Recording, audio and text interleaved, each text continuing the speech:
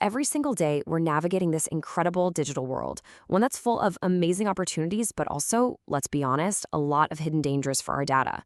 Well, the companies we trust are right there with us, and to protect themselves and to protect us, they've created this trio of powerful guardians. In this explainer, we're going to pull back the curtain on these crucial roles. We'll figure out who they are, what they do, and why their teamwork is absolutely make or break for any modern company. So, as our tech gets more and more complex, guess what? So do the rules. Laws like Europe's GDPR, that's the General Data Protection Regulation, and the California Consumer Privacy Act, or CCPA, have totally changed the game.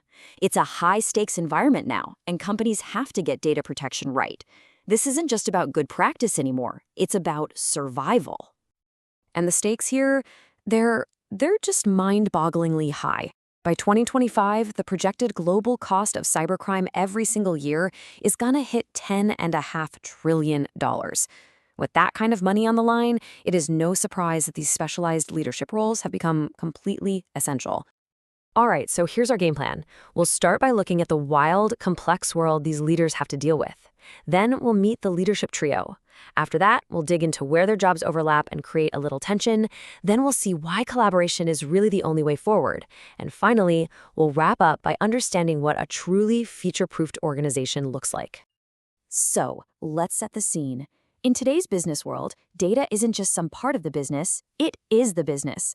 It's the most valuable asset a company has, which, of course, also makes it the single biggest liability. What a paradox, right? So why is every company scrambling? Well, it really boils down to three big pressures pushing on them. First, the cybersecurity threats are always changing, always getting smarter.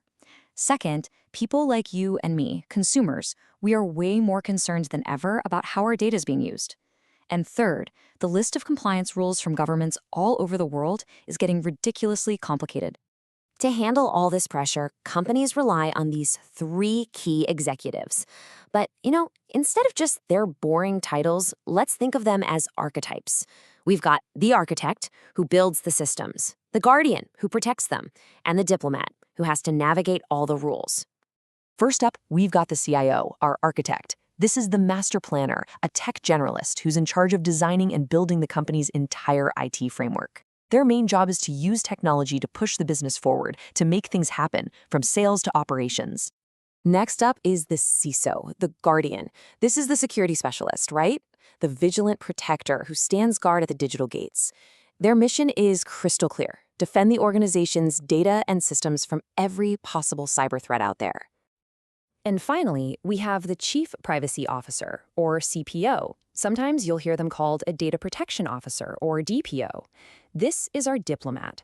This executive is an expert in law and policy. They're the skilled negotiator who has to navigate this tangled web of global privacy rules, making sure the company follows the law and, this is key, respects the data rights of all its users. So when you lay it all out like this, you can really see their different missions, can't you? The architect wants to build and grow. The guardian wants to lock things down and defend. And the diplomat wants to make sure everything follows the letter of the law. You can already start to see where the conflict might pop up, right? And that brings us right to the core of the drama here. Because in the real world, these jobs don't just stay in their neat little boxes. They overlap, they bleed into each other, and that creates this natural friction and tension between these really powerful leaders. Okay, a really key point of tension is the difference between security and compliance. Think of it like this. IT security is like building your own fortress. You design the walls, you dig the moat. It's proactive. IT compliance, on the other hand, is like having to follow the city's building code, which is set by someone else. It's reactive. They're related, for sure, but they are not the same thing at all. This quote just nails the fundamental tension. The CIO wants to move fast. The CISO and the CPO, well, they need to be careful. Just imagine the CIO wants to launch a new app feature that uses your location data to give you personalized ads. The CISO immediately sees a brand new target for hackers, while the CPO starts waving red flags about violating privacy laws. And just like that, innovation can grind to a halt. And this chart? It shows just how seriously companies are taking this potential conflict. It used to be that the CISO, our guardian, often reported to the CIO, the architect. But think about it. how can you objectively point out security flaws in your own boss's big new project? It's tricky.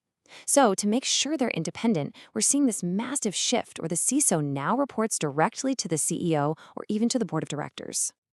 Okay, so if these roles are naturally at odds, how on earth do successful companies even function? Well, the answer is they learn how to turn that conflict into collaboration. They transform data protection from being a roadblock into a real strategic advantage. The best organizations bring these leaders together under a unified framework, often called GRC. That stands for governance, risk, and compliance. And this isn't just another boring committee meeting. It's a strategic alignment. It means they create one single set of rules, they assess risks together, they keep the lines of communication wide open, and, most importantly, they have full backing from the very top.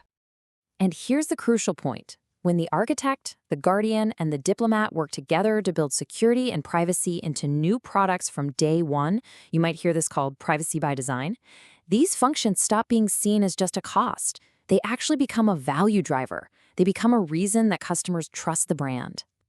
And this isn't just theory. Let's look at our real-world example from FedEx.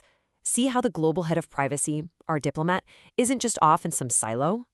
Their direct reports are legal folks, but they also have what are called dotted line reports, people who are actually embedded inside key departments like information security.